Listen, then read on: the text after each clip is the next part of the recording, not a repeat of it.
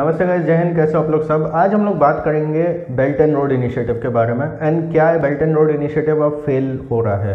हो सकता है आपको ये वीडियो का टाइटल देख के लग रहा हो कि यार नहीं, बेल्ट एंड रोड इनिशिएटिव तो बहुत अच्छा है एंड चाइना जो है काफ़ी इसमें प्रोग्रेस कर रहा है and all that, but let me tell you ये अब फेलियर की तरफ जा रहा है। सबसे पहला रीज़न जो कि बेल्ट एंड रोड इनिशिएटिव के फेलियर का आया है वो ये है कि डेट ट्रैप।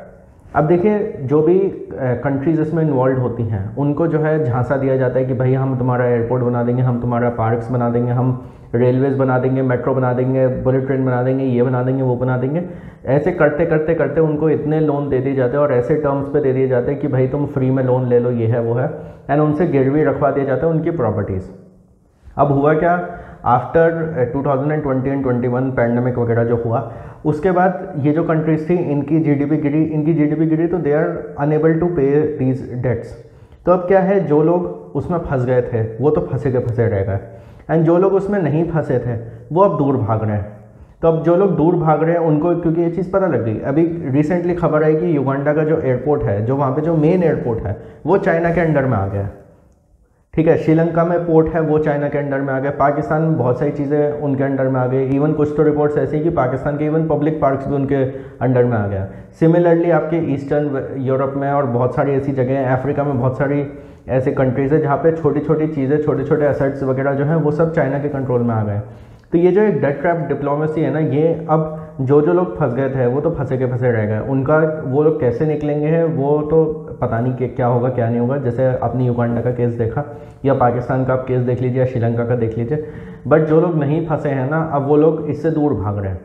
या फिर जिनका ये है कि जिनके यहाँ ऑलरेडी 3 या 4 प्रोजेक्ट्स चल रहे थे उन्होंने अब कह दिया कि भाई और प्रोजेक्ट्स हमें नहीं चाहिए, क्योंकि उनको समझ में आ गया कि ये 3 या 4 प्रोजेक्ट्स में ही चाइना ने अपनी बहुत डेट ट्रैप डिप्लोमेसी हमें दिखाई है, तो अब हमें और चाइना को अपने देश में नहीं घुसाना है। दूसरा पॉइंट होगा terms of loan by China. अब देखिए, चाइना के जो टर्म्स ऑफ लोन हैं ये दिखने में तो बहुत ज़्यादा अट्रैक्टिव लगते हैं, बट अब क्या है ना, अब जो देश हैं वो भी अब सब टर्म्स एंड कंडीशंस अच्छी तरीके से पढ़ना उन्होंने स्टार्ट कर दिया है।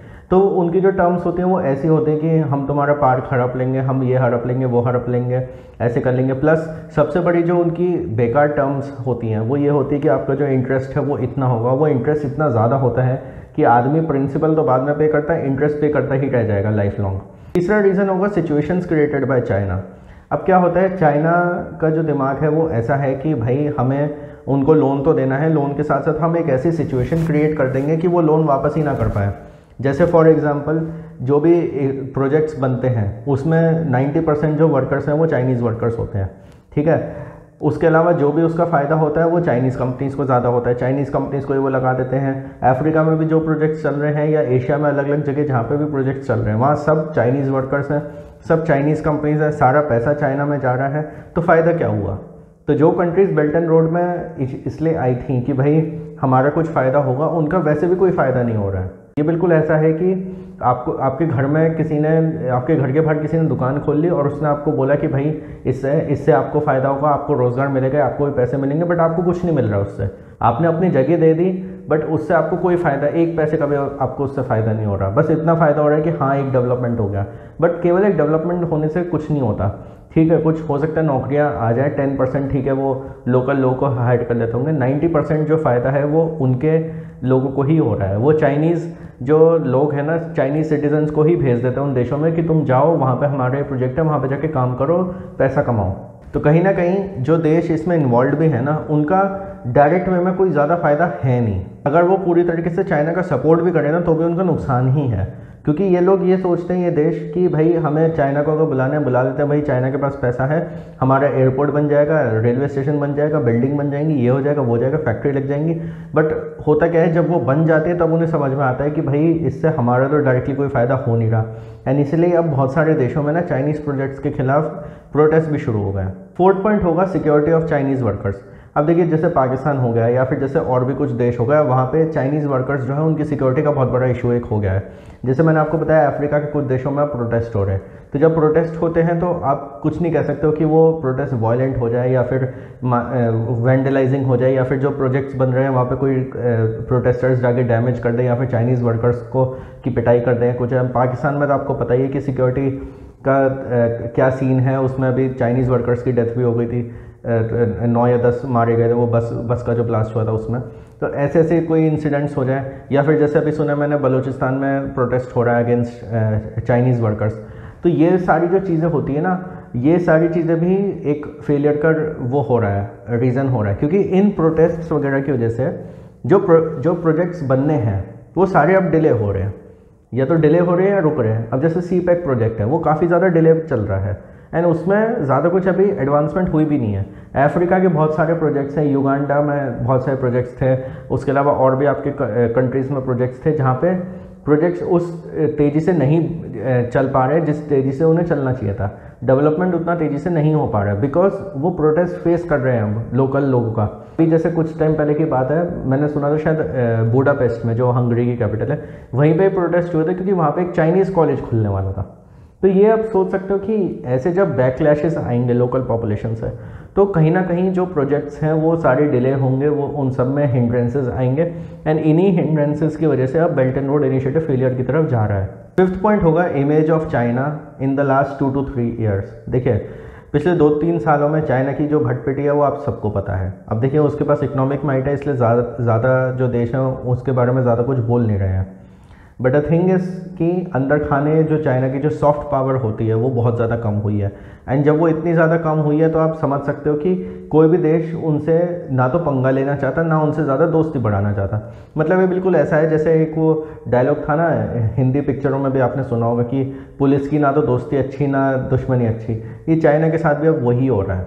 चाइना एक ऐसा पुलिस वाला बन गया जिससे ना तो कोई ज़्यादा दोस्ती करना चाहता, ना कोई ज़्यादा दुश्मनी रखना चाहता। अच्छा, फिर उनके बॉर्डर डिस्प्यूट्स इतने हो रहे हैं, कभी इंडिया को परेशान करना, कभी तिब्बत में परेशानी करना, कभी हांगकांग को परेशान करना, कभी ताइवान को करना, कभी जापान को करना, ऑस्ट्रेलिया को करना, रशिया को करना, या फिर ये साउथ ईस्ट एशियन जो नेशंस हैं उनको करना, साउथ चाइना सी के ऊपर। ये इतना ज़्यादा हो रहा है, इतना ज़्यादा हो रहा है ना कि ये जो छोटे देश हैं ये लोग ज़्यादा कुछ बोलते नहीं हैं और ना ज़्यादा घुसते हैं। तो इस वजह से भी क्या है, ये लोग ज़्यादा उनको भाव नहीं देना चाहते। तो इन सारे देशों में जिन जिन देशों को वो जोग्राफिकल बाउंड्रीज़ की वजह से या फिर कोई बॉर्डर डिस्प्यूट की वजह से परेशान कर रहे हैं ना, वो देश वैसे भी बेल्ट एंड रोड से दूर भाग रहे हैं। वो वैसे भी ज़्यादा भाव नहीं देते, वो वैसे भी ये सोचते हैं कि बेल्ट एंड रोड को जो है ना तो सीधा हाँ करो ना सीधा ना करो। कुछ देश ऐसे हैं जो बहुत ज़्यादा मतलब जिनके पास इतनी नेगोशिएटिंग पावर होती है वो तो सीधा मुंह पे मना कर देते हैं। जैसे हम इंडियंस हैं, हमने सीधा मुंह पे मना कर दिया, भाई हम बेल्ट एंड रोड का पार्ट नहीं बनेंगे, खत्म बात। तुमने POK से CPEC निकाला, हमसे पूछा भी नहीं, और POK वैसे भी एक डिस्प्यूटेड एरिया है तो हम लोग पार्टिसिपेट नहीं करेंगे। लिथुआनिया एक कंट्री था, उसने भी सीधा सीधा बोल दिया कि चाइनीज़ चीज़ें आप यूज़ मत करो। ये कुछ कुछ ऐसे देश हैं जिनके पास ये स्पाइन है, एंड फॉर्चुनेटली हम इंडियंस के पास भी इतनी स्पाइन है कि हमने एक तो चाइना के सोल्जर्स को हमने फेस टू फेस वो करा, पूरा चैलेंज दिया, हमने उनकी आंखों में आंखें डाल के बात करी। सेकेंडली हमने उनके मुंह पे बोला भाई हम बेल्ट एंड रोड का पार्ट नहीं बनेंगे, साफ सीधी बात। आपको करना है करो, जहाँ से निकालना है निकालो, आपने POK से निकाला, हमसे पूछा नहीं। एंड सेकेंडली सबसे बड़ी बात यह है कि ये हमारे लिए घाटे का सौदा है। सिमिलरली RCEP का आप देख लो, RCEP में होता क्या है, अब बहुत सारे ऐसे लोग हैं जो कहते हैं कि RCEP जो है इंडिया के लिए फ़ायदेमंद होता, इंडिया के लिए वो डिज़ास्टरस होता। मैं आपको बताऊँ वो इस वजह से होता क्योंकि जो ये सारे देश इसमें RCEP में थे ना, इनका चाहे कोई सामान इंडिया में आए या ना आए, या इंडिया का से कोई सामान वहाँ जाए या ना जाए, चाइना की सारी कंपनीज यहाँ पे इतना सामान डंप करती ना, इतना सामान डंप करती। अभी तो हम कुछ किस्से सुनते हैं कि जैसे लखनऊ में जो चिकन कढ़ाई होती है वो चाइना से बन के 1/3 कॉस्ट में आ रही है, एंड लखनऊ के बिजनेसमैन का नुकसान हो रहा है। या फिर मान लीजिए आपकी कांजीवरम साड़ियाँ आ रही हैं चाइना से बन के, या फिर दिवाली के पटाखे आ रहे हैं, अभी तो हम यही चीज़ें सुनते हैं, या टॉयज़ आ रहे हैं, यही सब सुनते हैं अभी तो हम लोग। अगर RCEP का पार्ट इंडिया बन जाता ना, तो आप मान के चलिए घर घर की एक एक चीज़ चाइनीज़ हो जाती, एंड हमारे जो इंडियन बिजनेसमैन है ना, इंडिया के जो MSME हैं, इतना बुरा उन पे इफेक्ट पड़ता ना, मैं आपको बता नहीं सकता हूँ। हाँ ठीक है, कुछ लोग कहते हैं भाई RCEP में हमें ये फ़ायदा होता, हमारे एक्सपोर्टर्स को मार्केट मिल जाता। हमारे एक्सपोर्टर्स को मार्केट नहीं मिलता, चाइना के एक्सपोर्टर्स को मार्केट मिल जाता। अब इसके देखिए अलग अलग ओपिनियंस हो सकते हैं, कुछ लोग हो सकता है मेरी बात से डिसएग्री करें, बट आप खुद ये सोचिए कि जब हम RCEP का पार्ट नहीं है तभी हमारे बहुत सारे बिजनेसमैन चाइनीज़ उससे इंपोर्ट से परेशान हैं, तो RCEP के होने के बाद तो और ज़्यादा परेशान हो जाते हैं। क्योंकि RCEP का मतलब ही ये था कि भाई एक तरीके का फ्री ट्रेड एग्रीमेंट है ये, कि अब चाइना से सामान विदाउट एनी कस्टम ड्यूटी यहाँ पे आ सकता है, एंड इंडिया का सामान वहाँ जा सकता है। एंड इंडिया और चाइना का जो ट्रेड डेफिसिट है वो किसके फेवर में, वो आप लोग को अच्छी तरीके से पता है। तो ये जो सारी चीज़ें ना, इसने चाइना की इमेज बहुत ज़्यादा गिराई है। एंड क्योंकि चाइना की इमेज इतनी ज़्यादा गिर गई है, तो इसलिए अब belt and road initiative is going towards a failure. China में जो शी जिनपिंग है, उनका अब नेचर ये हो गया, एग्रेसिव हो गए हैं कि भाई मैं दादागिरी करूँगा, ये है वो है। देखो यार, ऐसा है, आपके पास चाहे कितना ही पैसा हो, कुछ भी हो, आपके पास कितनी पावर हो, आप यूएसए को सीधा चैलेंज कर रहे हो, वॉटेवर, अगर आप दादागिरी करोगे ना, चाहे आप किसी बड़े देश को करो, छोटे देश को करो, कुछ भी करो, एक टाइम तक आप दादागिरी कर सकते हो। बट ज़रूरत से ज़्यादा अगर आप दादागिरी करोगे ना, और ये सोचोगे मैं राजा हूँ, मैं राजा हूँ, भाई देखो कभी ना कभी आपका डाउनफॉल ज़रूर आएगा। और जिस दिन वो डाउनफॉल आया ना, उस दिन कोई आपका साथ देने को नहीं होगा। ये बात सबके लिए है। अगर आप भी एक ऐसे इंसान हो, या फिर आप किसी ऐसे इंसान को जानते हो जो दादागिरी बहुत करता है, जो कहता है सब बात मेरी सुनो, सब मेरी तरह करो, सब ऐसे करो, सब ऐसे करो, ये है वो है, एक दिन ऐसा ज़रूर आएगा, सब लोग उससे दूर तो भागेंगे ही, बट उसका खुद का भी डाउनफॉल आएगा। तो मैं कहीं ना कहीं ये चीज़ सेंस कर सकता हूँ कि शी जिनपिंग एक ऐसा आदमी है जिसका डाउनफॉल बहुत जल्दी आने वाला है। एंड उसका खुद का तो डाउनफॉल आएगा ही, वो चाइना को भी नीचे लेके जाएगा। एंड मैं वेट कर रहा हूँ उस वाले दिन का, क्योंकि ये होता है ना, कुछ लोग बहुत ज़्यादा एरोगेंट होते हैं, घमंडी होते हैं, उनका घमंड टूटना बहुत ज़्यादा ज़रूरी होता है। बहुत हो गया, बहुत परेशान कर लिया आपने। मैं केवल एज एन इंडियन ये बात नहीं बोल रहा हूँ। देखिए, आपने इंडिया को बहुत परेशान करा, ठीक है, आप जापान को भी परेशान कर रहे हो, ताइवान को परेशान कर रहे हो, फिलीपींस को कर रहे हो, साउथ ईस्ट एशिया को कर रहे हो, कि छोटे से छोटे देशों को आप परेशान कर रहे हो, ईस्टर्न यूरोप को परेशान कर रहे हो, सेंट्रल हो गया, अफ्रीका के जो गरीब गरीब देश हैं, वहाँ पर वैसे ही वो बेचारे सोचते कि डेवलपमेंट हो जाए, कुछ लोगों को नौकरियाँ हो, पावर्टी से हमें वो मिले, पावर्टी से हम लोग फ्री हो जाएं। बट आप लोग क्या करते हो, वहाँ जाते हो, उन्हें सपने दिखाते हो, भाई देखो हम डेवलपमेंट करेंगे, ये है वो है, और डेवलपमेंट होता किसका है? आप वहाँ पे दिखाने के लिए डेवलपमेंट करते हो। पैसा किसके पास जाता है? आपकी कंस्ट्रक्शन कंपनीज के पास, ठीक है। एम्प्लॉयज़ कौन से काम करते हैं? चाइनीज़ एम्प्लॉयज़ काम करते हैं। वो पैसा कहाँ भेजेंगे? वो चाइना में वापस भेजेंगे। तो आपने किया क्या है? आपने अफ्रीकन्स हो गए, एशियंस हो गए, आपने सेंट्रल एशिया हो गए, इन सब लोगों को आपने स्लेव्स बना लिया।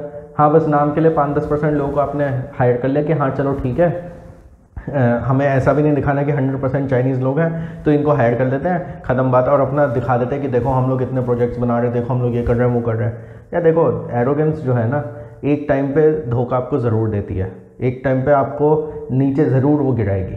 एंड मैं वेट कर रहा हूँ उस वाले दिन का जब शी जिनपिंग की एरोगेंस उसको और चाइना को नीचे गिराए, क्योंकि अब सब लोग यही चाहते हैं।